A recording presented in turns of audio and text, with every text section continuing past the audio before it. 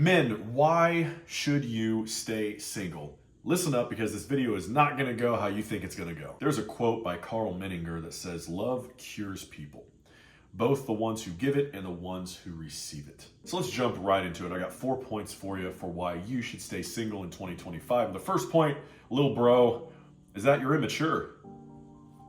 What? I'm pointing directly at you? Yeah, little bro, you're immature. That's why you shouldn't be in a relationship. Look, you want to take the red pill, you want to take the MG toe line, which is men going their own way, and you want to just blame women for everything and not take any responsibility for any of your actions. Does that sound like an emotional, mature man, or does that sound like a little boy who just wants to... Well, you got that right. It's an emotionally immature position to have. Nobody expects a teenager to be able to handle an adult relationship. But here's the thing. By the time you hit your 20s, you're supposed to be emotionally mature enough to be able to handle an adult relationship. And unfortunately, what I see are a bunch of little boys who say one thing and do the other. And yes, I know that I could talk about women all day and their emotional flakiness and how the vast majority of them are nothing but hoes, but I'm not talking to them. I'm talking to you, because here's the thing.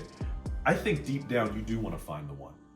I think that's why you're watching this video, because you want to find the one to settle down with, to raise a family, to have kids, to live life, and to build with together. And there is nothing wrong with that. And you going the path of the red pill, going the path of the MG toe movement is not going to bring you happiness. Blaming women for everything in your life, or blaming them for your failed relationships, is cowardice. You need to be the one taking action. You need to be the one having direction in your life that says, hey, this is where I'm going, and I would love to have a woman accompany me.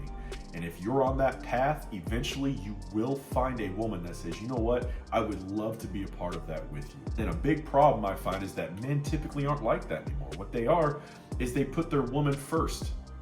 And they think that I'll find a woman and then I'll find my purpose in life. Because to be honest, that is your purpose in life. You want to be a good husband. You want to be a good boyfriend or a good father or whatever it is.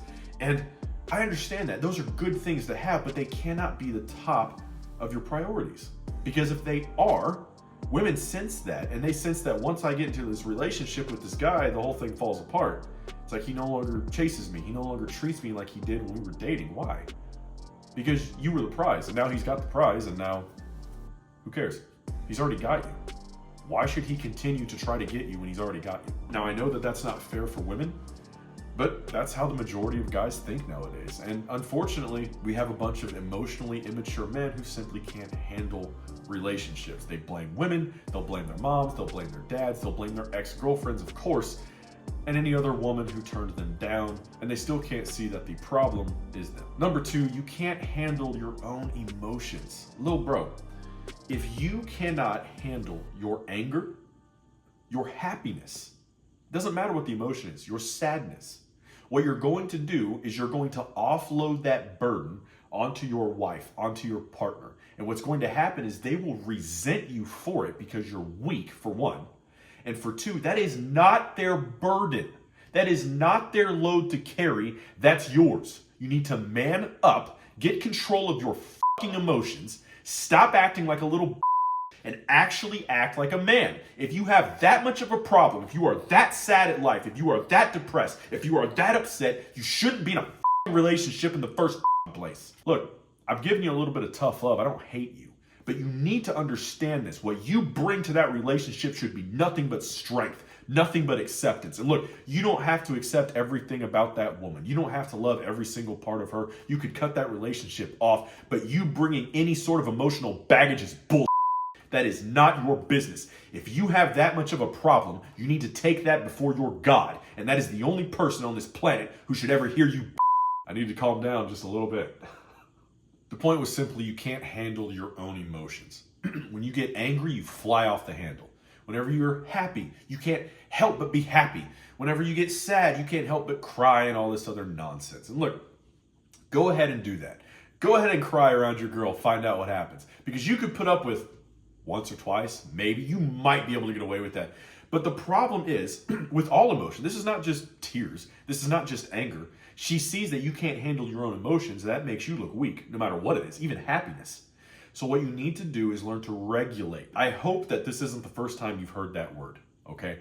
Regulate your own emotions. That means when you're happy, bring it down. When you're angry, bring it down. When you're sad, bring it up.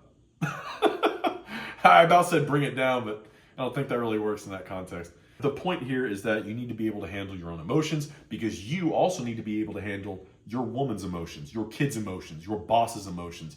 And unfortunately, that's part of life. And she knows instinctively if you can't handle yourself, you're not going to be able to handle her, a relationship, a house, kids, and a life.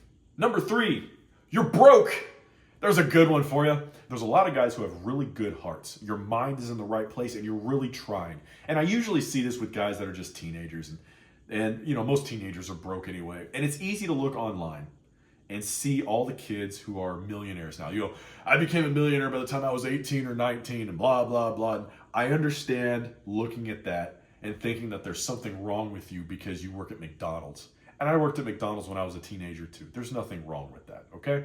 You are building your life. You are learning. The vast majority of people start out just like that, okay? There is nothing wrong with that. There's nothing wrong with you. But just because you work at McDonald's, a low-paying job, a starting job, whatever it is, does not mean that you have to be broke.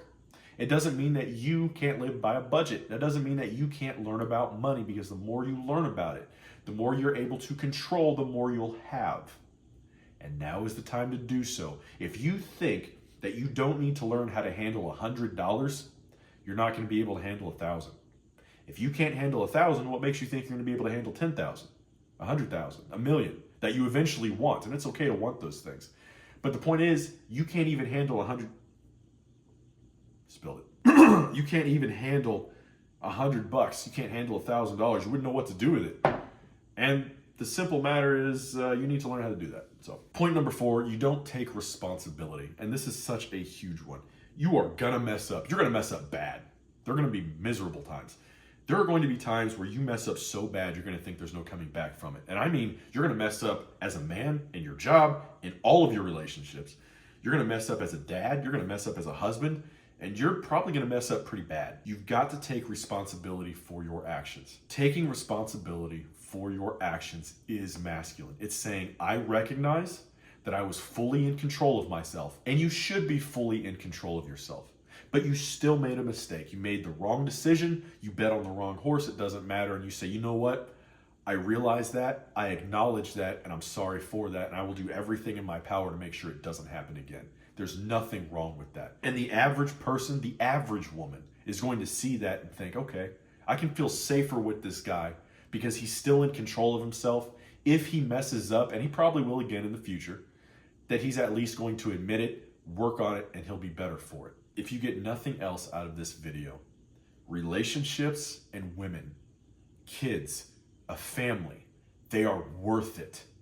They are so worth it that every single thing you do in life could be given to them and it would be a life well lived.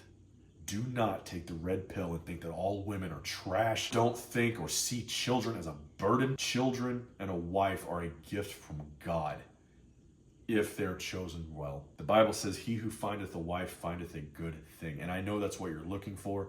But I think that most guys, when they see a girl that they want, they project their image of a good girl onto her.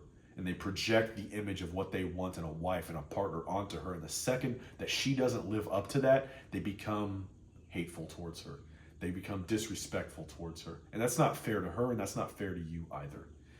So detach from that idea. Trust the universe, trust God, whomever you like. Relationships are worth it.